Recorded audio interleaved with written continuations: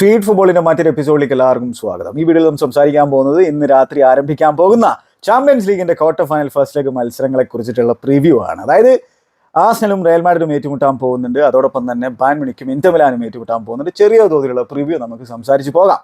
എന്തായാലും മത്സരം തുടങ്ങാൻ ഇനി അധികം സമയമൊന്നും ബാക്കിയില്ല. എല്ലാവരും അതിൻ്റെ ഒരു എക്സൈറ്റ്മെന്റിലായിരിക്കും എന്നുള്ളത് തന്നെയാണ് ഞാൻ മനസ്സിലാക്കുന്നത്. നമുക്ക് അതിന് ആർസണൽ വേഴ്സസ് റയൽ മാഡ്രിഡ് മത്സരത്തെക്കുറിച്ച് സംസാരിച്ച് തുടങ്ങാം. എമിറേറ്റ്സിൽ വെച്ചിട്ടാണ് ഫസ്റ്റ് ലെഗ് നടക്കുന്നത്, സെക്കൻഡ് ലെഗ് സാന്റിയാഗോ ബെർണബേയിൽ. അപ്പോൾ ഇഞ്ചുറി പ്രശ്നങ്ങളും സസ്പെൻഷനും കാര്യങ്ങളൊക്കെ ഒരു പ്രശ്നമായിട്ട് നിലകൊള്ളുന്നുണ്ട്. അപ്പോൾ അത്തരത്തിൽ പ്രോബബിൾ ലൈനപ്പും കാര്യങ്ങളൊക്കെ നമുക്ക് സംസാരിക്കാം, ടാക്ടിക്സും കാര്യങ്ങളൊക്കെ നമുക്ക് സംസാരിക്കാം. അതിനു മുമ്പ് ഈ ആർസണലും റയൽ മാഡ്രിഡും അവസാനമായിട്ട് ചാമ്പ്യൻസ് ലീഗിൽ ഏറ്റുമുട്ടിയിരിക്കുന്നത് എന്നാണെന്നുള്ളത് അറിയാം നിങ്ങൾക്ക്. പലർക്കും ഓൾറെഡി പറയുന്നുണ്ടായിരിക്കും. 2005-2006 സീസണിലാണ് അവസാനമായിട്ട് ഈ രണ്ട് ക്ലബ്ബുകൾ ഏറ്റുമുട്ടിയിട്ടുള്ളത്. അപ്പോൾ അതിൽ തന്നെ റൗണ്ട് ഓഫ് 16 രണ്ട് മത്സരങ്ങൾ, ഫസ്റ്റ് ലെഗ് സെക്കൻഡ് ലെഗ് മത്സരം. ഇതിൽ തന്നെ ഏറ്റവും കൗതുകമായിട്ടുള്ള സംഭവം ആർസണൽ അൺബീറ്റഡാണ് റയൽ മാഡ്രിഡിനെതിരെ എന്ന് മാത്രമല്ല, അന്ന് റയൽ മാഡ്രിഡിനെ പരാജയപ്പെടുത്തിക്കൊണ്ട് അവർ ക്വാർട്ടർ ഫൈനലിലേക്ക് പ്രവേശിക്കുകയും പിന്നീട് അവർ ഫൈനലിലേക്ക് എത്തുകയും റയൽ മാഡ്രിഡ് ബദ്ധവരികളായിട്ടുള്ള ബാഴ്സലോണയ്ക്കെതിരെയാണ് അവർ ഫൈനലിൽ പരാജയപ്പെട്ടിട്ടുണ്ടായിരുന്നത്. അപ്പോൾ ഇതിൽ സാന്റിയാഗോ ബെർണബേയിലാണ് അന്ന് റൗണ്ട് ഓഫ് 16 പിന്നെ ഫസ്റ്റ് ലെഗിൽ റയൽ മാഡ്രിഡിനെ ആർസണൽ പരാജയപ്പെടുത്തിയിട്ടുണ്ടായിരുന്നത്. തിയറി ഓൺറി എന്ന് പറയുന്ന ആർസണലിൻ്റെ ഇതിഹാസമാണ് അന്ന് ആർസണലിന് വേണ്ടിയിട്ട് സെക്കൻഡ് ഹാഫ് തുടങ്ങിയപ്പോൾ തന്നെ ഒരു വണ്ടർഫുൾ ഗോൾ അടിച്ചിട്ടുണ്ടായിരുന്നു. ഒരു സോളോ ഗോൾ എന്ന് പറയാൻ പറ്റുന്ന തരത്തിലുള്ള ഒരു ഗോൾ. മാത്രമല്ല ഇതിൽ അന്ന് ആരൊക്കെയാണ് കളിച്ചിട്ടുണ്ടായിരുന്നുള്ളത് നോക്കട്ടെ. അപ്പോൾ അതിൽ നമ്മൾ റയൽ മാഡ്രിഡിൻ്റെ ലൈനപ്പിലേക്ക് പോയി കഴിഞ്ഞാൽ നമ്മുടെ റൊണാൾഡോ നസാരിയോ ഫിനോമിനൻ കളിച്ചിട്ടുണ്ടായിരുന്നു, റൊബീഞ്ഞോ ഉണ്ടായിരുന്നു യങ്സ്റ്ററായിട്ട്, പിന്നെ എന്താണ് നമ്മുടെ സിസു കളിച്ചിട്ടുണ്ടായിരുന്നു, ഗുട്ടി മിഡ്ഫീൽഡിലായിരുന്നു, ബെക്കാം കളിച്ചിട്ടുണ്ടായിരുന്നു, റോബർട്ടോ കാർലോസ് ഡിഫൻസിലുണ്ടായിരുന്നു ഫുൾ ബാക്കായിട്ട്, സെർജിയോ റാമോസ്, വുഡ്ഗേറ്റ്.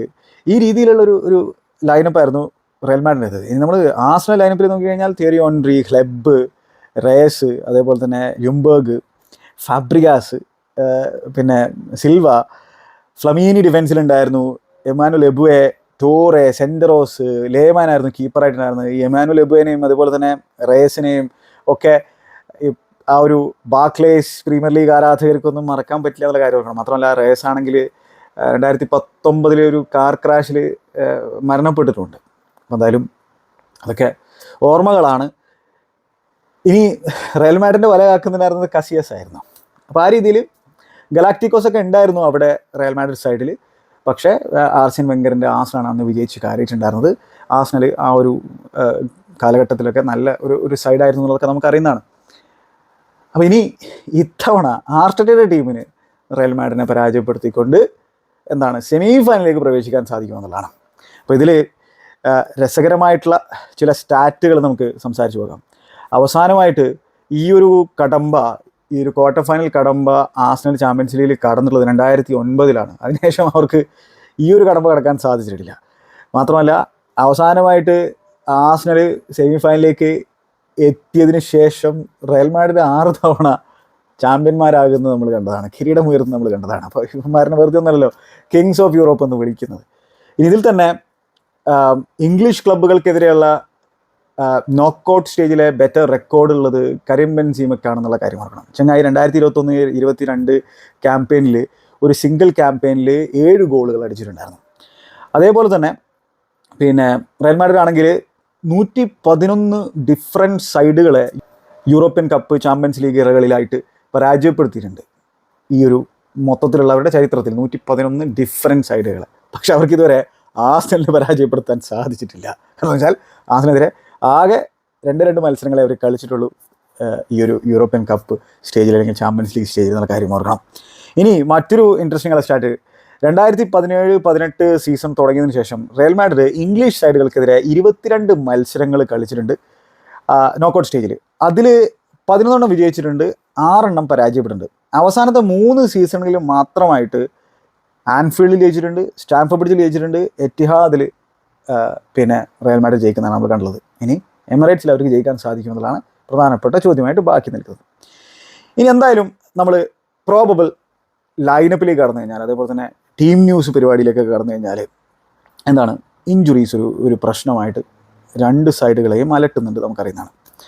അപ്പോൾ ഇതിൽ തന്നെ നമ്മൾ ആർസണലിൻ്റെ ടീം ന്യൂസിലേക്ക് കടന്നു കഴിഞ്ഞാൽ പോസിറ്റീവായിട്ടുള്ള ചില കാര്യങ്ങളുണ്ട്. അതായത് ഇപ്പോൾ ബുക്കായോ സാക്കയൊക്കെ തിരിച്ചു വന്നത് അതൊക്കെ ആ സംബന്ധിച്ചിടത്തോളം ഭയങ്കര പോസിറ്റീവായിട്ടുള്ള സംഭവമാണ് അല്ലേ. കൃത്യസമയത്ത് ചങ്ങായി തിരിച്ചു വന്ന മത്സരത്തിൽ തന്നെ ചങ്ങായി ഗോളൊക്കെ അടിച്ചിട്ടുണ്ടായിരുന്നു പ്രീമിയർ ലീഗിൽ.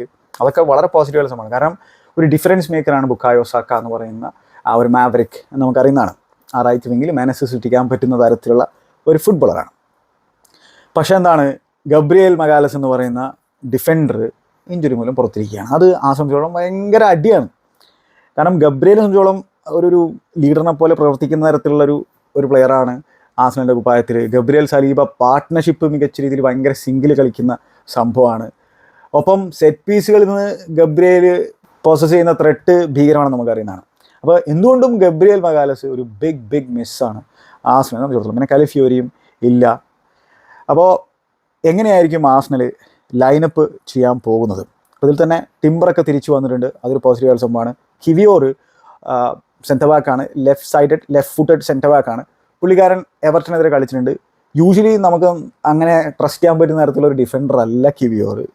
ഇത്തരം ഒരു മാഗ്നിറ്റ്യൂഡുള്ള ഒരു മത്സരത്തിൽ ചെങ്ങായനെ ആർട്ടറ്റ കളിപ്പിക്കുമോ എന്നുള്ളത് കണ്ടറിയേണ്ട സംഭവമാണ്. അങ്ങനെ കളിപ്പിച്ചാൽ തന്നെ എത്രത്തോളം അദ്ദേഹത്തിന് ഈ പ്രഷർ താങ്ങാൻ സാധിക്കും എന്നുള്ളത് കണ്ടറിയേണ്ട സംഭവമാണ്. അത്ര നല്ലൊരു ഡിഫൻഡർ ഒന്നുമല്ല കിവിയോർ.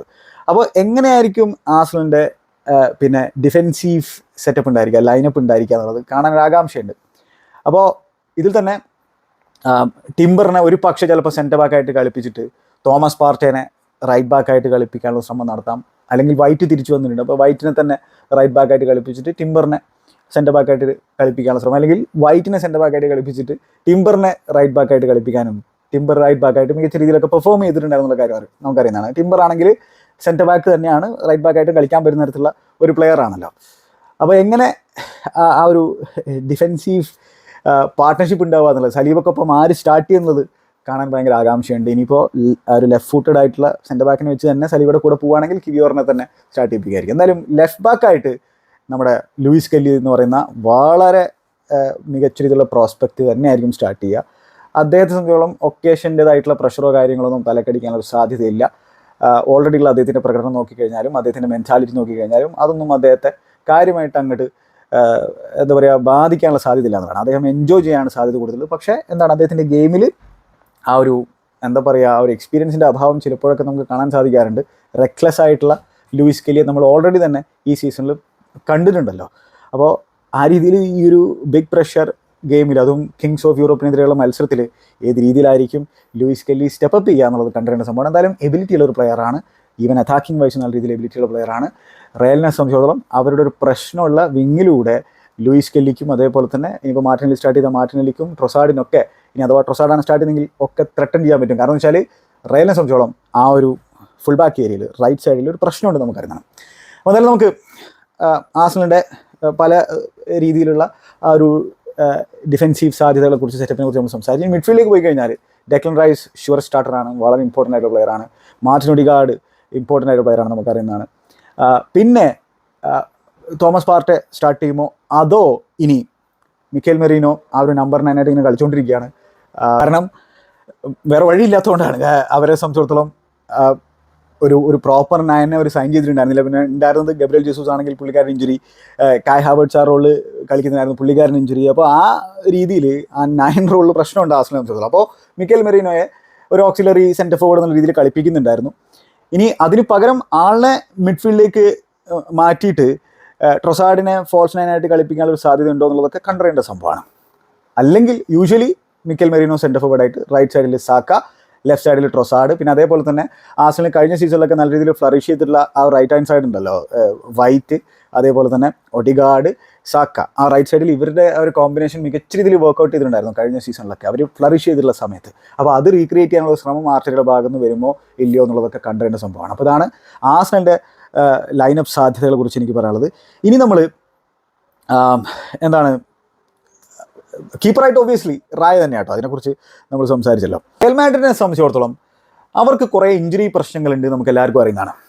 അതായത് പ്രധാനമായിട്ടും ആ ഫുൾ ബാക്ക് ഏരിയ ഒരു മെയിൻ ഇഷ്യൂ ആണ്. ഇതോടൊപ്പം തന്നെ സ്ട്രക്ചറിൽ പ്രശ്നമുണ്ട്, പ്രസ്സിങ്ങിൽ പ്രശ്നമുണ്ട്, സെറ്റ് പീസ് ഡിഫെൻഡിങ്ങിൽ പ്രശ്നമുണ്ട്. ഇതിനെക്കുറിച്ചൊക്കെ നമ്മൾ സംസാരിച്ചതാണ്. റയൽ സോസിഡാഡൊക്കെ ബെർണബേയിൽ വന്നിട്ട് 4 ഗോൾ കളിക്കുന്ന നമ്മൾ കണ്ടു. അതേപോലെ തന്നെ വലൻസിയ അവരെ പരാജയപ്പെടുത്തുന്നത് നമ്മൾ കണ്ടു. റീസെൻ്റ് ആയിട്ടുള്ള മത്സരങ്ങളിലൊക്കെ അവരുടെ ആ ഒരു വൾണറബിലിറ്റിയെ ലാലിഗ ടീമുകളൊക്കെ എക്സ്പോസ് ഒക്കെ ചെയ്യുന്നുണ്ടായിരുന്നു. പക്ഷേ ഇൻഡിവിജ്വൽ ബ്രില്യൻസിൻ്റെ മികവിലൂടെ അവർ ജയിച്ചു കയറുന്നുണ്ടായിരുന്നു, കഴിച്ചിലാകുന്നുണ്ടായിരുന്നു.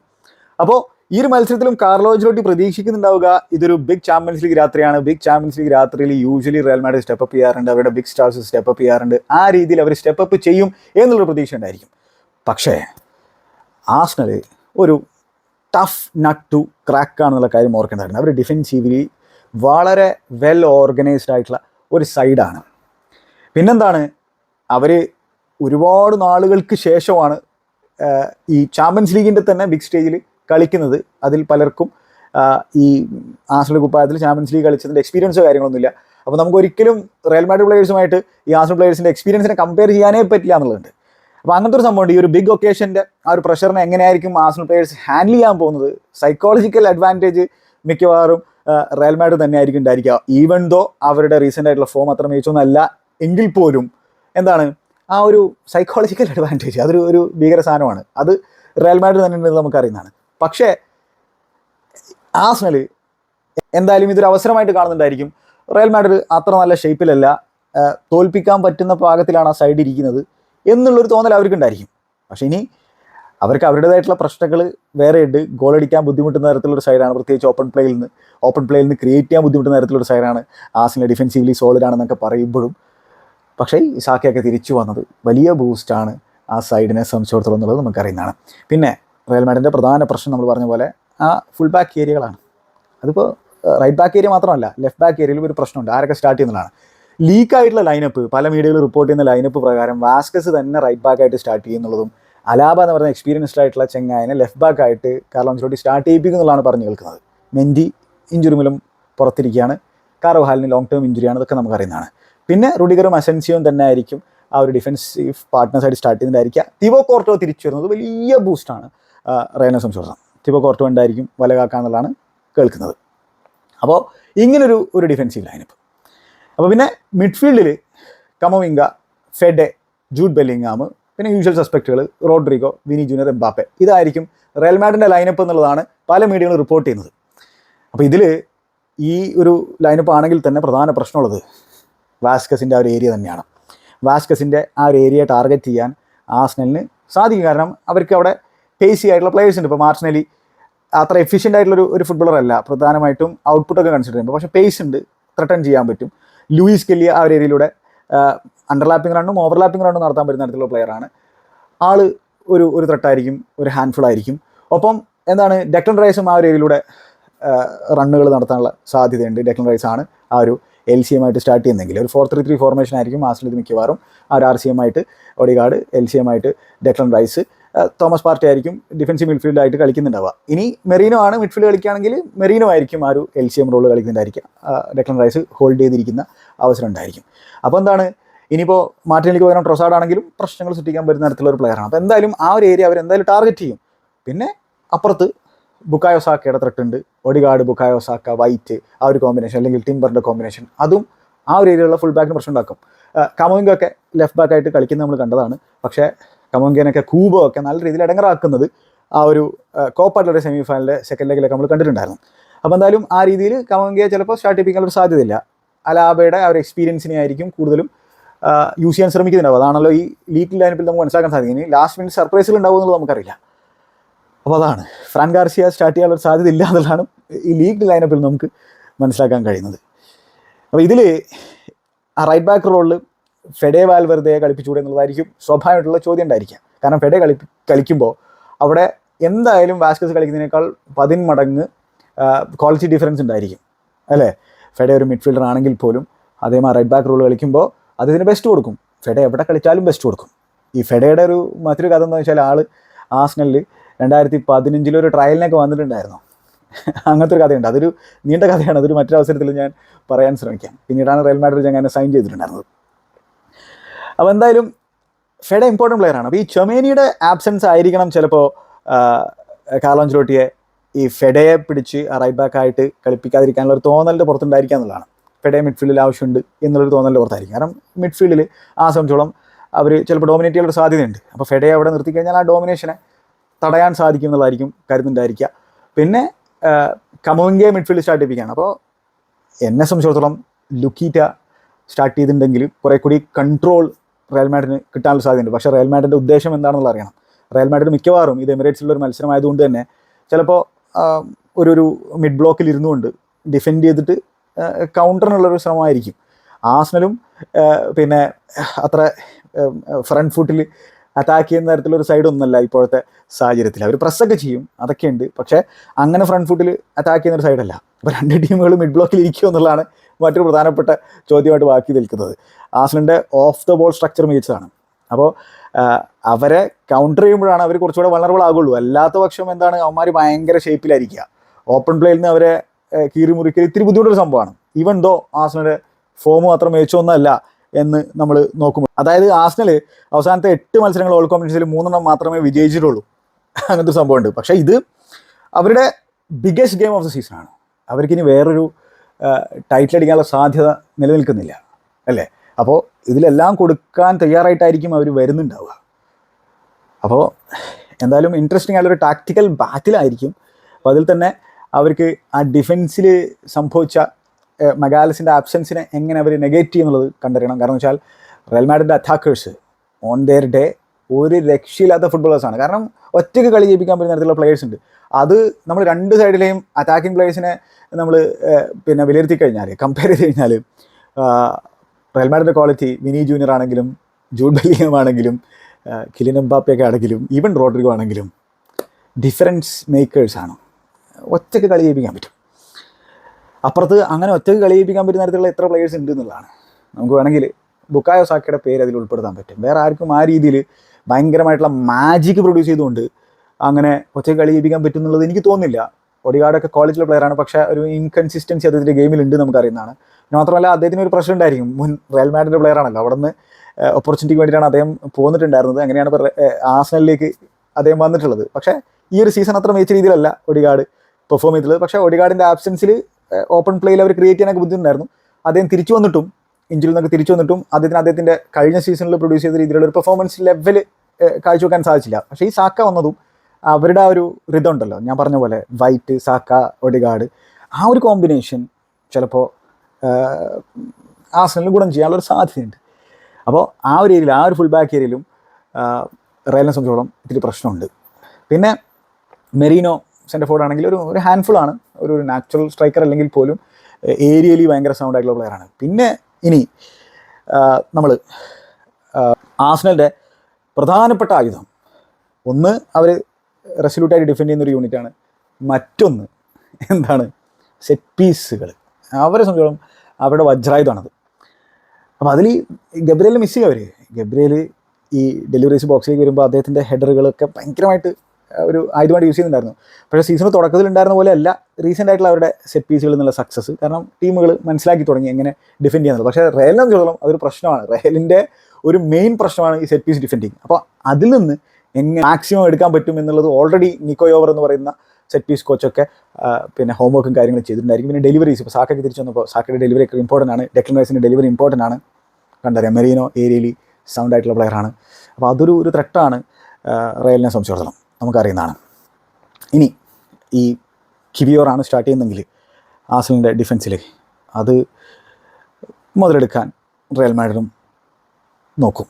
പക്ഷേ ഞാൻ വിചാരിക്കുന്നത് റയൽ മാഡ്രിഡ് കോമ്പാക്റ്റായിട്ട് ഡിഫെൻഡ് ചെയ്തിട്ട് ഫ്രണ്ടിൽ നിന്നൊന്നും പ്രസ്സൊന്നും ചെയ്യാതെ, അവരല്ലെങ്കിൽ കാര്യമായിട്ട് പ്രസ്സൊന്നും ചെയ്യില്ല, ഒന്ന് കോമ്പാക്റ്റ് ഡിഫെൻഡ് ചെയ്തിട്ട് കൗണ്ടറിലൂടെ ആർസണലിനെ ത്രട്ടൻ ചെയ്യാനുള്ള ശ്രമമായിരിക്കും നടക്കുന്നുണ്ടാവുക. അപ്പോൾ ഒരുപക്ഷെ ചിലപ്പോൾ രണ്ട് ടീമുകളും എന്താണ് സമനിലയിൽ പിരിയാനുള്ള സാധ്യതയും വളരെ കൂടുതലാണ് ഈ മത്സരത്തിൽ. പക്ഷേ ആർസണലിനെ സംബന്ധിച്ചിടത്തോളം അവർക്ക് സെമി ഫൈനലിലേക്ക് പ്രോഗ്രസ് ചെയ്യണമെങ്കിൽ ഈ എമിറേറ്റ്സിലെ മത്സരം എന്തായാലും ജയിക്കണം. കാരണം സാന്റിയാഗോ ബെർണബേയിൽ റയൽ മാഡ്രിഡ് റീസെൻ്റായിട്ട് വൾണറബിലിറ്റിയും കാര്യങ്ങളൊക്കെ കാഴ്ചവെച്ചിട്ടുണ്ട്. വലൻസിയ പോലും അവരെ പരാജയപ്പെടുത്തിയിട്ടുണ്ട്. സോസിഡാഡ് പോലും 4 ഗോളുകളൊക്കെ അടിച്ചിട്ടുണ്ട്. അങ്ങനെയൊക്കെ ആണെങ്കിലും ചാമ്പ്യൻസ് ലീഗിലെ ബിഗ് രാത്രിയിൽ ബെർണബേയിൽ അവിടെ പോയിട്ട് ജയിക്കേണ്ട ഒരു സിനാരിയോ ആർസണൽ മുമ്പിലുണ്ടെങ്കിൽ അത് അത്ര നല്ലതായിരിക്കില്ല. അപ്പോൾ ആർസണലെ സംബന്ധിച്ചിടത്തോളം അവർക്ക് ജയിക്കണം, ഈ സെമി ഫൈനലിലേക്ക് എത്തണം എന്നുള്ളതാണ് അവരുടെ അംബീഷൻ എങ്കിൽ ഒബ്വിയസ്ലി അതായിരിക്കും അവരുടെ അംബീഷൻ ഉണ്ടായിരിക്കുക. എമിറേറ്റ്സിൽ ജയിക്കുക തന്നെ വേണം. അപ്പോൾ എന്ത് സംഭവിക്കുന്നുള്ളത് കണ്ടറിയാം. നിങ്ങൾക്ക് എന്താണ് തോന്നുന്നത്? റയൽ മാഡ്രിഡ് ആയതുകൊണ്ട് നമുക്കൊന്നും പറയാൻ പറ്റില്ല. അവരുടെ ഈ ബിഗ് സ്റ്റാർസൊക്കെ ഈ ഒരു സൈക്കോളജിക്കൽ അഡ്വാൻറ്റേജും അവർക്കുണ്ട് ആർസണലിനെ അപേക്ഷിച്ചിട്ട്. അപ്പോൾ അതൊക്കെ കൂടി കൺസിഡർ ചെയ്യുമ്പോൾ നമുക്ക് ഒരു കാരണവശാലും റയൽ മാഡ്രിഡിനെ തള്ളിക്കളയാൻ പറ്റില്ല, നമുക്കറിയുന്നൊരു സംഭവമാണ്. അപ്പോൾ അതുകൊണ്ട് റയൽ മാഡ്രിഡ് അത്ലറ്റിക്കോ മാഡ്രിഡ് മത്സരം നടക്കുമ്പോൾ എനിക്ക് ഭയങ്കരമായിട്ടുള്ളൊരു തോന്നലുണ്ടായിരുന്നു അത്ലറ്റിക്കോ മാഡ്രിഡ് പ്രോഗ്രസ് ചെയ്യാനുള്ള സാധ്യത ഉണ്ട് എന്നുള്ളത്. ഇവിടെ ഞാൻ ഫസ്റ്റ് ലെഗിൻ്റെ കാര്യം മാത്രമാണ് പറയുന്നുള്ളൂ. അപ്പോൾ സെക്കൻഡ് ലെഗ് ബെർണബിയിലായത് റയലിനെ സംബന്ധിച്ചോളം മാസീവ് അഡ്വാൻറ്റേജ് ആണ്, അത് വേറെ കാര്യം. അപ്പോൾ ഈ ഫസ്റ്റ് ലെഗിൽ ഒരു പക്ഷേ ആർസണൽ ഒരു നേരിയ വിജയത്തിനുള്ള സാധ്യത ഞാൻ കാണുന്നുണ്ട്. പക്ഷേ റയൽ മാഡ്രിഡ് ഏത് റയൽ മാഡ്രിഡാണ് സ്റ്റെപ്പ് ചെയ്യാൻ പോകുന്നത് കണ്ടറിയാം. ചാമ്പ്യൻസ് ലീഗ് റയൽ മാഡ്രിഡ് ആണെങ്കിൽ ഒന്നും പറയാനില്ല എന്നുള്ളതാണ്. പിന്നെ ഈ പറഞ്ഞ പോലെ ഗബ്രിയേൽ ഇല്ലാത്തതും സംബന്ധിച്ചിടത്തോളം ഭയങ്കര പ്രശ്നമാണ്. പിന്നെ രണ്ട് സൈഡിലെയും അറ്റാക്കിംഗ് പ്ലേയേഴ്സിൻ്റെ ക്വാളിറ്റി ഭയങ്കര അന്തരമുണ്ട് അതിൽ. ഈ പറഞ്ഞ പോലെ ഫുൾ ബാക്ക് ഏരിയയിൽ റയൽ മാഡ്രിഡിന് ഒരു പ്രധാന പ്രശ്നം നിലകൊള്ളുന്നുണ്ട്. നിങ്ങളുടെ അഭിപ്രായങ്ങൾ കമൻറ്റ് ബോക്സിൽ രേഖപ്പെടുത്തുക. മറ്റ് ചില സ്റ്റാറ്റ്സുകൾ നോക്കി കഴിഞ്ഞാൽ ആർസണൽ ചാമ്പ്യൻസ് ലീഗിൽ ഈ സീസണിൽ ഹോമിൽ അൺബീറ്റൻ ആണ് എന്നുള്ള പ്രത്യേകതയുണ്ട്. മാത്രമല്ല റയൽ മാഡ്രിഡ് അവസാനത്തെ 5 മത്സരങ്ങൾ ഓൾ കോമ്പറ്റീഷനിൽ 90 മിനിറ്റ്സിൽ 2 മാത്രമേ വിജയിച്ചിട്ടുള്ളൂ. റയൽ മാഡ്രിഡ് ക്വാർട്ടർ ഫൈനൽ സ്റ്റേജിൽ അവസാനമായിട്ട് ചാമ്പ്യൻസ് ലീഗിൽ നോക്കൗട്ട് ചെയ്യപ്പെട്ടുള്ളത് 2003-2004 സീസണിലാണ്. അപ്പോൾ ആ രീതിയിലുള്ള സ്റ്റാറ്റുകളും കാര്യങ്ങളുണ്ട്. അപ്പോൾ അതൊക്കെ ചരിത്രമാണ്, അതൊക്കെ സ്റ്റാറ്റുകളാണ്. ഇന്ന് രാത്രി എന്ത് സംഭവിക്കുന്നത് കണ്ടറിയാം. ഇനി നമ്മൾ ഈ ബെഞ്ചിൽ നിന്ന് വന്ന് ഇമ്പാക്റ്റ് ഉണ്ടാക്കാൻ പറ്റുന്ന തരത്തിലുള്ള പ്ലെയേഴ്സിൻ്റെ കാര്യം പറയണമല്ലോ. അതിപ്പോൾ റയലിനെ സംബന്ധിച്ചിടത്തോളം ബ്രഹീം ഡിയാസ് ഇമ്പാക്റ്റ് ഉണ്ടാക്കാൻ പറ്റുന്ന തരത്തിലുള്ള പ്ലെയറാണ്. ചാമ്പ്യൻസ് ലീഗ് രാത്രിയിൽ തന്നെ ഇമ്പാക്റ്റ് ഉണ്ടാക്കുന്നത് നമ്മൾ കണ്ടുള്ളതാണ്. ഒപ്പം ഗുലേറൊക്കെ വെയിറ്റ് ചെയ്തിരിക്കുകയാണ് ഒരു ഇമ്പാക്റ്റ് ഉണ്ടാക്കാനായിട്ട്. സോഫാർ കാര്യമായിട്ട് ഇമ്പാക്റ്റ് ഉണ്ടാക്കാൻ സാധിച്ചിട്ടില്ല. എന്നാലും ആ ഒരു സോസിഡാഡിനെതിരെയുള്ള ആ ഒരു മത്സരത്തിലൊക്കെ ആ ഒരു കോർണറിലുള്ള ഡെലിവറിയൊക്കെ കൊടുത്തിട്ടുണ്ടായിരുന്നു. പിന്നെ എൻട്രിക്ക് കോപ്പ ഡെൽ റേയിലൊക്കെ ഇമ്പാക്റ്റ് ഉണ്ടാക്കിയിട്ടുണ്ട്.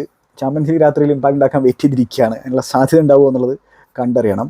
അപ്പോൾ ബെഞ്ചിൽ നിന്ന് വന്ന് ഇമ്പാക്റ്റ് ഉണ്ടാക്കാൻ പറ്റുന്ന തരത്തിലുള്ള പ്ലേയേഴ്സ് റയൽ മാഡ്രിഡിനാണ് ആർസണലിനേക്കാൾ കൂടുതലുള്ളത്. ആർസണലിൻ്റെ സൈഡിലേക്ക് പോയി കഴിഞ്ഞാൽ ഇപ്പോൾ വനേരിയൊക്കെ ചിലപ്പോൾ ഒരു ത്രെട്ട് പൊസസ് ചെയ്യാനും ഒരു അൺപ്രഡിക്റ്റബിലിറ്റി കൊണ്ടുവരാനുള്ള ഒരു സാധ്യതയുണ്ട് ആർസണൽ ലൈനപ്പിൽ. അപ്പോൾ മിക്കവാറും രണ്ട് സൈഡുകളും കാര്യമായിട്ടുള്ള റിസ്ക് എടുക്കാതെ കളിക്കുന്നൊരു മത്സരമായിരിക്കും. സമനിലയ്ക്കുള്ള സാധ്യത വളരെ വളരെ കൂടുതലാണ്, കണ്ടറിയാം. ഇനി നമ്മൾ നേരെ ബയൺ വേഴ്സസ് ഇന്റർ മിലാൻ മത്സരത്തിലേക്ക് പോയി കഴിഞ്ഞാൽ അതും ഭയങ്കര രസമുള്ള ഒരു ഫിക്സറാണ്. പക്ഷേ അഗെയിൻ ബയണിനെ സംബന്ധിച്ചോളം കുറേ ഇഞ്ചുറി പ്രശ്നങ്ങളുണ്ട്. ഈ ബയൺ മ്യൂണിക്കും ഇന്റർ മിലാനും 2010 ഫൈനലിൽ ചാമ്പ്യൻസ് ലീഗ് ഫൈനലിൽ ഏറ്റുമുട്ടിയത് നിങ്ങൾക്ക് എല്ലാവർക്കും ഓർമ്മയുണ്ടായിരിക്കും. ജോസെ മൗറിനോയുടെ ഇന്റർ മിലാൻ അന്ന് വിജയിച്ചിട്ടുണ്ടായിരുന്നു. ഈ ഇന്റർ മിലാൻ ആണെങ്കിൽ ട്രിപ്പിൾ ഹോപ്സുമായിട്ടാണ് ചാമ്പ്യൻസ് ലീഗിൻ്റെ ക്വാർട്ടർ ഫൈനലിലേക്ക് വരുന്നത്. ബയൺ മ്യൂണിക്കിന് അത്തരത്തിലുള്ള ട്രിപ്പിൾ ഹോപ്പില്ല. അതേപോലെ തന്നെ റയൽ മാഡ്രിഡിനും ട്രിപ്പിൾ ഹോപ്പും കാര്യങ്ങളൊക്കെ ഉണ്ട് എന്നുള്ള കാര്യം ഓർക്കണം. അപ്പോൾ ഇതിൽ ഇന്റർ മിലാൻ്റെ അവസാനത്തെ കുറച്ച് മത്സരങ്ങളുടെ കാര്യം നോക്കി കഴിഞ്ഞാൽ ഇപ്പോൾ ഈ പാർമയ്ക്കെതിരെ അവർ 2-2 എന്നുള്ള സമനില അവസാനിക്കുന്നതാണ് നമ്മൾ കണ്ടിട്ടുണ്ടായിരുന്നത്. അതൊരു ഡിസപ്പോയിൻറ്റിംഗ് റിസൾട്ടായിരുന്നു ഇന്റർ മിലാനെ സംബന്ധിച്ചിടത്തോളം. അതുപോലെ തന്നെ കോപ്പ ഇറ്റാലിയയുടെ സെമി ഫൈനലിൽ ബദ്ധവരികളായിട്ടുള്ള മിലാനെതിരെ 1-1 എന്നുള്ള സമയത്താണ് ഫസ്റ്റ് ലീഗ് കഴിഞ്ഞിട്ടുള്ളത്. അപ്പോൾ സെക്കൻഡ് ലീഗിൽ അത് ജയിക്കാമെന്നുള്ള പ്രതീക്ഷ ഉണ്ടായിരിക്കും ഇൻസാഗിയുടെ ടീമിനെ സംബന്ധിച്ചിടത്തോളം. പിന്നെ അവർ ചാമ്പ്യൻസ് ലീഗിൽ സോഫാർ ഒരൊറ്റ ഗോൾ മാത്രമേ കൺസിഡർ ചെയ്തിട്ടുള്ളൂ. സെക്കൻഡ് ബെസ്റ്റ് ഡിഫൻസീവ് റെക്കോർഡ് ആർസണലാണുള്ളത് ചാമ്പ്യൻസ് ലീഗിൽ ഈ ക്യാമ്പയിനിൽ. ഇവിടെ പക്ഷേ ഇൻസാഗിയുടെ ഇന്റർ മിലാൻ ഒരൊറ്റ ഗോൾ മാത്രമേ സോഫാർ കൺസിഡർ ചെയ്തിട്ടുള്ളൂ. അതൊരു ഇമ്പക്കബിൾ ആയിട്ടുള്ള റെക്കോർഡാണ്. ഇറ്റാലിയൻ സൈഡുകളുടെ ഡിഫെൻസീവ് ആ ഒരു സ്റ്റബൺനെസ് ഒക്കെ ഇപ്പോഴും മുന്നോട്ട് കൊണ്ടുപോകുന്ന ഒരു സൈഡ് ഇൻസാഗിയുടെ ഇന്റർ മിലാനെന്ന് വേണമെങ്കിൽ നമുക്ക് വാദിക്കാൻ പറ്റും. അപ്പോൾ ഒറ്റ ഗോളെ കൺസിഡർ ചെയ്തിട്ടുള്ളെങ്കിലും അവസാനത്തെ 3 മത്സരങ്ങളിൽ ഇവന്മാർ 4 ഗോളുകൾ കൺസിഡർ ചെയ്തിട്ടുണ്ട്. അത് എന്താണ് അവരുടെ ഡിഫൻസിൽ ആ സീസണിൻ്റെ തുടക്കത്തിലുള്ള തരത്തിലുള്ള ആ ഒരു സോളിഡ് നേച്ചർ ഇല്ല എന്നുള്ളതിൻ്റെ ഒരു സൂചന ആയിരിക്കാം. ബയൺ മ്യൂണിക്ക് സീസണിൻ്റെ തുടക്കത്തിൽ നല്ല രീതിയിൽ ചാമ്പ്യൻസ് ലീഗിലൊക്കെ സ്ട്രഗിൾ ചെയ്തിട്ടുണ്ടായിരുന്നു. ഈവൻ സെൽറ്റിക്കിനെതിരെ പോലും അവർ ഒന്നിടങ്ങറായിട്ടാണ് പിന്നെ ക്വാളിഫൈ ചെയ്തിട്ടുണ്ടായിരുന്നത്. പക്ഷേ പിന്നീട് ബുണ്ടസ് ലീഗ അവരുടെ റൈവൽസ് ആയിട്ടുള്ള ബയർ ലെവർകുസനെതിരെയുള്ള ആ ഒരു റൗണ്ട് ഓഫ് 16 മത്സരത്തിൽ വളരെ കംഫർട്ടബിളായിട്ട് അവർ 2 ലെഗിലും വിജയിക്കുന്ന നമ്മൾ കണ്ടു, ഹോം ആൻഡ് അവേ വിജയിക്കുന്ന നമ്മൾ കണ്ടു. അപ്പോൾ ആ ഒരു സാഹചര്യത്തിൽ ഞാൻ പറഞ്ഞിട്ടുണ്ടായിരുന്നത് ബയർ ലെവർകുസൻ ബയൺ മ്യൂണിക്കിനെ പരാജയപ്പെടുത്താനുള്ള സാധ്യത എന്നുള്ളതൊക്കെ ആയിരുന്നു, അല്ലെങ്കിൽ അങ്ങനെ പരാജയപ്പെടുത്തുന്നുള്ളായിരുന്നു. പക്ഷേ എൻ്റെയൊക്കെ മുഖത്തടിക്കുന്ന തരത്തിലുള്ള ഒരു പെർഫോമൻസാണ് ബയൺ മ്യൂണിക്ക് അന്ന് കാഴ്ചവെച്ചിട്ടുണ്ടായിരുന്നത്, കമ്പനിയുടെ ടീം കാഴ്ചവെച്ചിട്ടുണ്ടായിരുന്നത്. പക്ഷേ ഇവിടെ അഗെയിൻ എനിക്ക് തോന്നുന്നത് വെച്ചാൽ ഇന്റർ മിലാന് സാധ്യതയുണ്ടെന്നാണ്. പ്രത്യേകിച്ച് സെക്കൻഡ് ലെഗ് സാൻ സീറോയിലാണ് എന്നതുകൂടി കൺസിഡർ ചെയ്യുമ്പോൾ ഇന്റർ മിലാൻ ഒരു സാധ്യത ഞാൻ കാണുന്നുണ്ട്. ഒപ്പം ബയൺ മ്യൂണിക്കിൻ്റെ ഇഞ്ചുറി പ്രശ്നങ്ങൾ കൂടി അതിന് ഒരു കാരണമാണ്, എൻ്റെ പ്രഡിക്ഷന് കാരണമാണ്. പിന്നെ വേറൊരു സംഭവം, ഇന്റർ മിലാൻ വളരെ ഓർഗനൈസ്ഡ് ആയിട്ടുള്ള ഒരു സൈഡാണ് എന്നുള്ള കാര്യം ഓർക്കണം. ഇൻസാഗിയുടെ ടീമിന് ആ ഒരു ഫൈനലിലേക്ക് എത്തിയതിൻ്റെ പരിചയം കൂടിയുണ്ട് എന്നുള്ളത് ഓർക്കേണ്ടതായിട്ടുണ്ട്. ബയൺ മ്യൂണിക്ക് യൂറോപ്യൻ ജയൻസുകളാണ്, നമുക്കറിയുന്നതാണ്. 6 തവണ ചാമ്പ്യന്മാരായിട്ടുള്ള സൈഡാണ്. എക്സ്പീരിയൻസിന് ഒട്ടും കുറവൊന്നുമില്ല. പക്ഷേ വിൻസെൻ്റ് കോമ്പനി എന്ന് പറയുന്ന മാനേജർ റിലേറ്റീവ്ലി യങ് മാനേജറാണ്. അപ്പോൾ ഈ ഒരു സ്റ്റേജ് എന്ന് പറഞ്ഞാൽ അദ്ദേഹം സംബന്ധിച്ചോളം ഒരു ന്യൂ സ്റ്റേജാണ് ആസ് എ കോച്ച് എന്നുള്ള രീതിയിൽ. അപ്പോൾ എങ്ങനെ ഈ ഒരു സിറ്റുവേഷൻ, പ്രത്യേകിച്ച് ഈ ഇഞ്ചുറി റിഡൻ ആയിട്ടുള്ള ബാൻ മുനിക്കിനെ ഈ ഒരു സിറ്റുവേഷനിൽ ചെങ്ങനെ ഹാൻഡിൽ ചെയ്യും, മാനേജ് ചെയ്യും എന്നുള്ളത് കാണാൻ ആകാംക്ഷയുണ്ട്. ഇവിടെ ബാൻ മുനിക്കിൻ്റെ രീതി എന്ന് പറഞ്ഞാൽ അവർ ഫ്രണ്ടിൽ നിന്നൊക്കെ പ്രസ് ചെയ്യുന്ന തരത്തിലുള്ളൊരു യൂണിറ്റാണ്. ഇൻസാഗിയുടെ ടീമാണെങ്കിൽ നല്ല രീതിയിൽ ഡിഫെൻഡ് ചെയ്യാൻ കെൽപ്പുള്ളൊരു സൈഡാണ്. അവർക്കും ചെറിയതുള്ള ഇഞ്ചുറി പ്രശ്നങ്ങളൊക്കെ ഉണ്ട്, പക്ഷേ ഡിഫെൻഡ് ചെയ്യാൻ കെൽപ്പുള്ള സൈഡാണ്. ഒപ്പം ബാക്കിൽ നിന്ന് ഈ പ്രസ്സിനെ മറികടന്നിട്ട് പിന്നെ ബോൾ മുമ്പോട്ടേക്ക് എത്തിക്കാൻ കെൽപ്പുള്ള ഒരു സൈഡാണ്. അതിപ്പോൾ ലോങ് ബോളുകളാണെങ്കിലും ഈവൻ ഗ്രൗണ്ട് ബോളുകളിലൂടെ ഒക്കെ പ്രസ്സിനെ മറികടക്കാൻ പറ്റുന്ന തരത്തിലുള്ള ഒരു സൈഡ് കൂടിയാണ്. നല്ല രീതിയിലുള്ള എക്സ്പീരിയൻസ് കൂടി ഉണ്ട് എന്നുള്ള കാര്യം ഓർക്കേണ്ടതായിട്ടുണ്ട്. അപ്പോൾ അതിൽ തമ്മിൽ അതിൻ്റെ പോസിബിൾ ലൈനപ്പിലേക്ക് നോക്കി കഴിഞ്ഞാൽ 3-5-2 ഫോർമേഷനാണ് ഇൻസാഗി. അതിൽ വിട്ടുവീഴ്ച ചെയ്യാത്ത തരത്തിലൊരു ചങ്ങയാണ്. അതിൽ ഒരുപാട് റൊട്ടേഷൻസും കാര്യങ്ങളൊക്കെ നടക്കുന്ന തരത്തിലുള്ള ഒരു ലൈനപ്പാണ്. പക്ഷെ എന്താ സംഭവം എന്ന് വെച്ചാൽ നമ്മുടെ ഡംഫ്രീസ് ഫിറ്റല്ല എന്നുള്ളത് ഒരു പ്രശ്നമാണ് ഇന്ററിനെ സംബന്ധിച്ചിടത്തോളം. അപ്പോൾ അതിൽ ഡംഫ്രീസ് ഫിറ്റില്ലാത്ത സാഹചര്യത്തിൽ ഡാർമിയാൻ ആയിരിക്കും ആ ഒരു right wing back role start ചെയ്യുന്നുണ്ടായിരിക്കാം. പിന്നെ അതുപോലെ തന്നെ സെലിൻസ്കി ആബ്സെൻ്റ് ആണ്, കർബോണി ഇല്ല, മെഹദി തരേമി ഇല്ല. ഇത്തരത്തിലുള്ള പ്രശ്നങ്ങൾ ഇന്റർ മിലാനുണ്ട്. ഒപ്പം അസ്ലാനി സസ്പെൻഡഡ് ആണ്. അപ്പോൾ റൈറ്റ് വിങ് ബാക്കായിട്ട് ഡാർമിയാൻ, ലെഫ്റ്റ് വിങ് ബാക്കായിട്ട് ഡിമാർക്കോയും ടച്ച് ആൻഡ് ഗോ ആണെന്നാണ് പറഞ്ഞിരിക്കുന്നത്. പക്ഷേ മിക്കവാറും സ്റ്റാർട്ട് ചെയ്യുമായിരിക്കും. ഡിമാർക്കോ വളരെ വളരെ ഇമ്പോർട്ടൻ്റ് ആയിട്ടുള്ള പ്ലെയറാണ്, വളരെ അണ്ടർ റേറ്റഡ് ആയിട്ടുള്ള ഫുട്ബോളറാണ് ഡിമാർക്കോ. ആ ലെഫ്റ്റ് വിങ് ബാക്ക് റോളിൽ ഭയങ്കരമായിട്ടുള്ള ഇമ്പാക്റ്റ് ഉണ്ടാക്കാൻ പറ്റുന്ന തരത്തിലുള്ള പ്ലെയറാണ്. ബയൺ മുനിക്കിനെ സംബന്ധിച്ചോളം നല്ല രീതിയിൽ ത്രെട്ടൻ ചെയ്യാൻ പറ്റുന്ന തരത്തിലുള്ള ഒരു പ്ലെയർ തന്നെയാണ്. പിന്നെ ഡിഫൻസിലേക്ക് പോയി കഴിഞ്ഞാൽ ബസ്റ്റോണിക്കൊപ്പം അച്ചേർബി എന്ന് പറയുന്ന വളരെ എക്സ്പീരിയൻസ് ആയിട്ടുള്ള ക്യാമ്പയിനർ. പിന്നെ പവാഡ്, ബെഞ്ചമിൻ പവാഡ്. അപ്പോൾ മുൻ ബയൺ മുനിക്കിൻ്റെ പ്ലെയറാണ് പവാഡ്, നമുക്കറിയാം. സോമർ ആയിരിക്കും കീപ്പർ ഉണ്ടായിരിക്കും. അപ്പോൾ ഇതാണ് അവരുടെ ആ ഒരു ഡിഫൻസിലുണ്ടായിരിക്കും. മിഡ്ഫീൽഡിലേക്ക് പോയി കഴിഞ്ഞാൽ ചലനോലു അഗൈൻ ടച്ച് ആൻഡ് ഗോ ആണ്, ഇൽനെസ് ഉണ്ട് എന്നൊക്കെ പറഞ്ഞു വിട്ടിട്ടുണ്ടായിരുന്നു. പക്ഷേ ഫിറ്റ് ആയിരിക്കുന്നതാണ് ഇപ്പോൾ കേൾക്കുന്നത്. ബരേല ഒരു യെല്ലോ കാർഡിലാണ് ഇരിക്കുന്നത്. മറ്റൊരു യെല്ലോ കാർഡ് കിട്ടിക്കഴിഞ്ഞാൽ അടുത്ത ലെഗ് മിസ്സാകാനുള്ള സാധ്യതയുണ്ട്. പിന്നെ ഫ്രട്ടേസി മക്കറ്റാരിയന് പകരം സ്റ്റാർട്ട് ചെയ്യുന്നതൊക്കെയാണ് പറഞ്ഞു കേൾക്കുന്നത്. അല്ലെങ്കിൽ ചിലപ്പോൾ മക്ക തന്നെ ആയിരിക്കും ഉണ്ടാവുമായിരിക്കുക. പിന്നെ മാർട്ടിനസും തുറാമും മോശമില്ലാത്ത രീതിയിൽ ഗോൾ സ്കോറിങ് റൺ ഈ സീസണിൽ മൊത്തത്തിൽ നടത്തിയിട്ടുണ്ട്. ശരിയായാൽ ഏറ്റവും കൂടുതൽ ഗോളുകൾ ഇന്റർ മിലാന് വേണ്ടിയിട്ട് ഈ ഒരു ക്യാമ്പയിനിൽ അടിച്ചുള്ളത് തുറാമാണെന്നുള്ള കാര്യം ഓർക്കണം.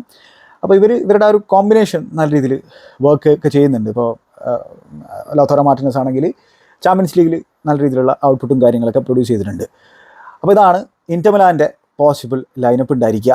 ഇനി നമ്മൾ ബയൺ മുനിക്കിൻ്റെ പോസിബിൾ ലൈനപ്പിലേക്ക് കടന്നു കഴിഞ്ഞാൽ ബയൺ മുനിക്കിനെ സംബന്ധിച്ചിടത്തോളം ഒരു മേജറായിട്ടുള്ള ഇഞ്ചുറി പ്രശ്നം തന്നെയുണ്ട്. അതായത് മാനുവൽ നോയർ കീപ്പറില്ല, മസിൽ ടയറാണ്. അൽഫോൺസോ ഡേവിസിന് ACL ഡാമേജ് സംഭവിച്ചിട്ടുണ്ട്. ഉപമക്കാനോക്ക് നീ ഇഞ്ചുറി സംഭവിച്ചിരിക്കുകയാണ്.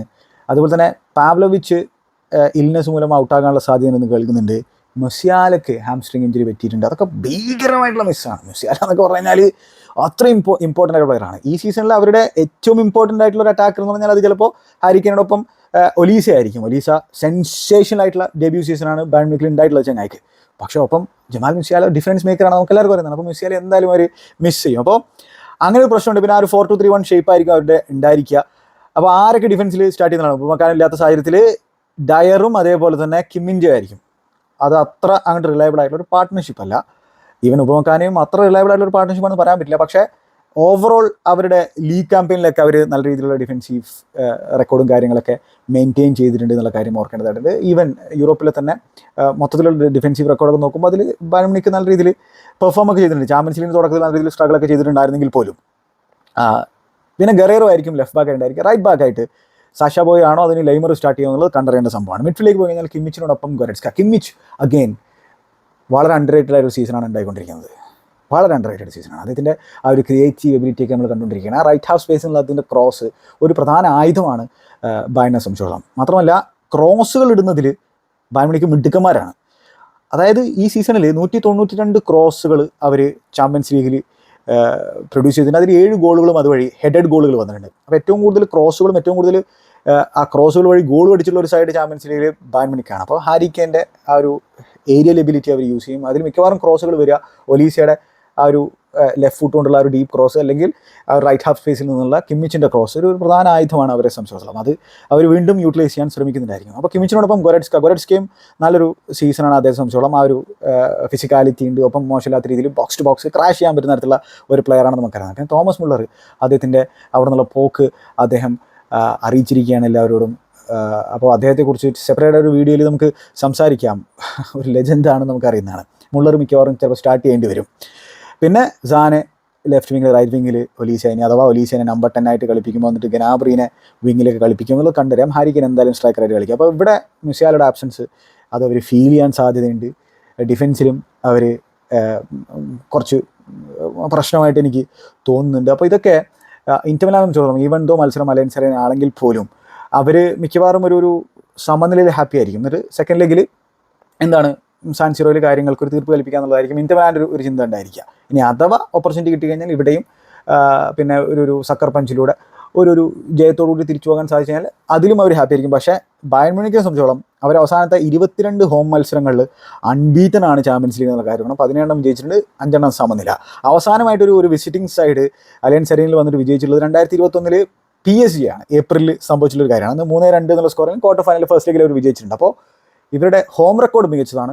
ആ ഹോം റെക്കോർഡ് തകർക്കാൻ ഇന്റർ മിലാൻ സാധിക്കുമെന്നുള്ളത് കണ്ടിരേണ്ട സംഭവമാണ്. ഈ ബയൺ മ്യൂണിക്കും അവസാനത്തെ 3 മത്സരങ്ങൾ 4 ഗോളുകൾ കൺസീഡ് ചെയ്തിട്ടുണ്ട്. ഇന്റർ മിലാനും അവസാനത്തെ 3 മത്സരങ്ങൾ ഓൾ കോമ്പറ്റീഷനിൽ 4 ഗോളുകൾ കൺസീഡ് ചെയ്തിട്ടുണ്ട്. അപ്പോൾ അങ്ങനത്തെ ഒരു സംഭവമുണ്ട്. ഇന്റർ മിലാൻ്റെ ഡിഫൻസീവ് റെക്കോർഡ് ടോപ്പ് നോച്ചാണെന്ന് പറയുമ്പോഴും അവസാനത്തെ കുറച്ച് മത്സരങ്ങളിൽ അവരുടെ ഡിഫൻസിൽ ഇത്തിരി ലീക്കേജ് സംഭവിക്കുന്നതാണ് നമ്മൾ കണ്ടിട്ടുള്ളത്. പിന്നെ ബസ്റ്റോനി ഒരു വല്ലാത്തൊരു ഡിഫൻഡറാണ്. മാത്രമല്ല ഇന്റർ മിലാൻ്റെ ഈ സെറ്റപ്പിൽ ഈ LCB ആണെങ്കിലും RCB ആണെങ്കിലും ഈ 2 പേർക്കും മുമ്പോട്ടേക്ക് പോകാനുള്ള ഫ്രീഡം ഉണ്ട്. അപ്പോൾ അവർ മുമ്പോട്ട് പോകുമ്പോൾ മിഡ്ഫീൽഡിൽ നിന്ന് പ്ലേയേഴ്സ് ആ ഡിഫൻസിലേക്ക് ഡ്രോപ്പ് ചെയ്ത് വരും. അപ്പോൾ അത്തരത്തിലുള്ള റൊട്ടേഷനും അവരുടെ ഈ മൂവ്മെൻറ്റ് ചിലപ്പോൾ ട്രാക്ക് ചെയ്യാൻ പറ്റാതെ വരും. ബസ്റ്റോണി ആണെങ്കിൽ നല്ല രീതിയിൽ ഡ്രിബിൾ ചെയ്ത് പോകാൻ പറ്റുന്ന ഒരു പ്ലെയറാണ്. മാത്രമല്ല അതിൻ്റെ ഡെലിവറീസ് ഭയങ്കര ഇമ്പോർട്ടൻറ്റ് ഡെലിവറീസാണ്. മാത്രമല്ല 2 അറ്റാക്കേഴ്സിനെ വെച്ച് കളിക്കാനുള്ള വരും. അപ്പോൾ ഒരാൾ ആണെങ്കിൽ നഡ്ജ് ചെയ്ത് കൊടുത്തിട്ട് മറ്റൊരാൾക്ക് ഇമ്പാക്ട് ഉണ്ടാക്കാൻ പറ്റുന്ന സ്ട്രൈക്ക് ചെയ്യാൻ പറ്റും. അപ്പോൾ ഈ രീതിയിൽ ഈ ബസ്റ്റോണിയുടെ ക്രോസുകൾ, പവാഡിൻ്റെ ക്രോസുകൾ, ഇതൊക്കെ പ്രശ്നം സൃഷ്ടിക്കാൻ സാധ്യതയുണ്ട്. അതോടൊപ്പം തന്നെ വിങ് ബാക്കിൽ ഇവന്മാരുടെ ഈ ഒരു വിട്ട് അവരാണ് പ്രൊവൈഡ് ചെയ്യുക. ഇപ്പോൾ ഡിമാർക്കോ ഒക്കെ നല്ല ക്രോസറാണ്, നല്ല ബോൾ സ്ട്രൈക്കറാണ്, നല്ല എനർജിയുള്ള പ്ലെയറാണ്. അപ്പോൾ ബയൺ മ്യൂണിക്കിൻ്റെ ഫുൾ ബാക്കുകൾക്ക് കാര്യമായിട്ടുള്ള പ്രശ്നം സൃഷ്ടിക്കാൻ ഇവന്മാരെ കൊണ്ട് സാധിക്കും. പക്ഷേ എത്രത്തോളം അറ്റാക്ക് അവർ ഈ മത്സരത്തിൽ ചിന്തിക്കുന്നത് കണ്ടറിയേണ്ട സംഭവമാണ്. അവരെ സംബന്ധിച്ചോളം പരാജയപ്പെടാതിരിക്കുക ഈ ഒരു ലെഗിൽ എന്നുള്ളതായിരിക്കും ഫസ്റ്റ് പ്രയോറിറ്റി ഉണ്ടായിരിക്കും. എന്നിട്ട് സാൻ സിറോയിൽ കാര്യങ്ങൾക്ക് ഒരു തീർപ്പ് കൽപ്പിക്കുക എന്നുള്ളതായിരിക്കും ഇന്റർ മിലാൻ്റെ ഒരു ചിന്താഗതി, ടാക്ടിക്സ് എന്നുള്ളതാണ് ഞാൻ മനസ്സിലാക്കുന്നത്. ഇന്റർ മിലാൻ തന്നെയാണ് സാധ്യത കൂടുതൽ, പ്രത്യേകിച്ച് ഇഞ്ചുറി കൺസേൺ കൂടി ബയൺ മ്യൂണിക്കിൻ്റെ ഉണ്ടാകുമ്പോൾ ഞാൻ കൊടുക്കുന്നത്. അപ്പോൾ ബയൺ മ്യൂണിക്ക് കഴിഞ്ഞ തവണ ഞാൻ അവർക്കെതിരെ പ്രെഡിക്റ്റ് ചെയ്തപ്പോൾ എൻ്റെ മോന്തൊക്കെ അടിച്ചിട്ടാണ് ക്വാർട്ടർ ഫൈനലിലേക്ക് എത്തിയിട്ടുള്ളത്. പക്ഷേ ഇത്തവണ എൻ്റെ പ്രഡിക്ഷൻ പാളാനുള്ളൊരു സാധ്യത ഇല്ല എന്നാണ് എനിക്ക് തോന്നുന്നത്. പിന്നെ ഫുട്ബോൾ ആയതുകൊണ്ട് പാളിയാലും ഒന്നും പറയാനില്ല. ഇതാണ് ഫസ്റ്റ് ലെഗിൽ ഇന്റർ മിലാൻ പരാജയപ്പെടില്ല എന്നുള്ളൊരു പ്രഡിക്ഷനാണ് എൻ്റെ ഭാഗത്തുനിന്നുള്ളത്. ഇനി അഥവാ പരാജയപ്പെട്ടാൽ തന്നെ സെക്കൻഡ് ലെഗിൽ അവർക്ക് ഓവർടേൺ ചെയ്യാനുള്ള കെൽപ്പുണ്ട് എന്നുള്ളതാണ്. ഇന്റർ മിലാൻ ഭയങ്കര സോളിഡായിട്ടുള്ളൊരു ടാക്ടിക്കൽ യൂണിറ്റാണ്, ഡിഫെൻസീവ്ലി സോളിഡായിട്ടുള്ളൊരു സൈഡാണ്. ഹാരി കെയ്നും ഒലീസയും ഒക്കെ ഗെയിം ചേഞ്ചേഴ്സാണ്. കിമ്മിച്ച് ഗെയിം ചേഞ്ചറാണ് എന്ന് പറയുമ്പോഴും അതേ രീതിയിലുള്ള ഗെയിം ചേഞ്ചർമാർ നമ്മുടെ ഇന്റർ മിലാനിലുണ്ട്. ഇപ്പോൾ ബാരയിലൊക്കെ ഇംപ്രസീവായിട്ടുള്ള പ്ലെയറാണ്. ഇപ്പോൾ കോമാനും ഇഞ്ചുറിയാണ് ബയണിനെ സംബന്ധിച്ചോളം. അപ്പോൾ അത്തരത്തിൽ ബെഞ്ചിൽ നിന്ന് ഇമ്പാക്ട് ഉണ്ടാക്കാൻ പറ്റുന്ന തരത്തിലുള്ള പ്ലേയേഴ്സിൻ്റെ ഒരു അഭാവവും നമുക്ക് വേണമെങ്കിൽ ബയൺ മ്യൂണിക്ക് സൈഡിലുണ്ട്. അപ്പോൾ ഇവിടെയും ഇഞ്ചുറി പ്രശ്നങ്ങളുണ്ട് ഇന്ററിനെ സംബന്ധിച്ചിടത്തോളം. അപ്പോൾ എന്തായാലും കണ്ടറിയാം. ഇതാണ് ഈ 2 മത്സരങ്ങളെ കുറിച്ചിട്ടുള്ള എൻ്റെ അഭിപ്രായങ്ങൾ. ഇന്റർ മിലാൻ അവസാനത്തെ 6 മത്സരങ്ങൾ ഓൾ കോമ്പറ്റീഷനിൽ അൺബീറ്റനാണ്. ബയൺ മ്യൂണിക്ക് കീപ്പറായിട്ട് യോനസ് ഉർബിഗിനെ ആയിരിക്കും സ്റ്റാർട്ട് ചെയ്യുന്നുണ്ടായിരിക്കുക. അതുപോലെ തന്നെ ഇന്റർ മിലാൻ മൊത്തം ഈ സീസണിൽ ലീഗിൽ 30 ഗോളുകൾ കൺസീഡ് ചെയ്തപ്പോൾ ബയൺ മ്യൂണിക്ക് 27 ഗോളുകളെ സോഫാർ കൺസീഡ് ചെയ്തിട്ടുള്ളൂ. ചാമ്പ്യൻസ് ലീഗിൽ ഈ സീസണിൽ ബയണിനേക്കാൾ നല്ല രീതിയിൽ പ്രസ് ചെയ്തിട്ടുള്ള ഒരു യൂണിറ്റ് ഇല്ല എന്നുള്ളതാണ് സ്റ്റാറ്റിസ്റ്റിക്സ് പറയുന്നുള്ള കാര്യം ഓർക്കണം. അപ്പോൾ ആ പ്രസ്സിനെ എങ്ങനെ ഇന്റർ മിലാൻ മറികടക്കുന്നുള്ളത് കണ്ടുവരുന്ന സംഭവമാണ്. മാത്രമല്ല ഇന്റർ മിലാൻ ആണെങ്കിൽ ഒരൊറ്റ ഗോൾ മാത്രമേ സോഫാർ ചാമ്പ്യൻസ് ലീഗിൽ കൺസീഡ് ചെയ്തിട്ടുള്ളൂ. Inter Milan one of the favourites ആണ് ഈ ഒരു ചാമ്പ്യൻസ് ലീഗ് അടിക്കാനെന്നുള്ളതാണ് ഞാൻ കരുതുന്നത്. ഇന്റർ മിലാനോടൊപ്പം ഒബ്വിയസ്ലി നമുക്ക് കിങ്സ് ഓഫ് യൂറോപ്പിനെ മറക്കാൻ സാധിക്കില്ല. PSG, ബാഴ്സലോണ, ഇവരൊക്കെ നമുക്ക് ആ ഒരു ഗണത്തിൽപ്പെടുത്താൻ പറ്റും. PSG-യും ആ ഒരു പട്ടികയിൽ 1ാം സ്ഥാനത്താണ് ഇരിക്കുന്നത് ഈ ഒരു സാധ്യത പട്ടികയിൽ. എൻ്റെ കണ്ണിൽ ലൂയിസ് എൻട്രിക്കെ ഒരു അസാധ്യ കോച്ച് തന്നെയാണ്. എന്തായാലും കണ്ടറിയാം എന്ത് സംഭവിക്കുന്നത്. നിങ്ങളുടെ അഭിപ്രായങ്ങൾ കമൻറ്റ് ബോക്സിൽ രേഖപ്പെടുത്തുക. മറ്റേ അദ്ദേഹത്തെ നമുക്ക് വേണ്ടി കാണാം. Good bye.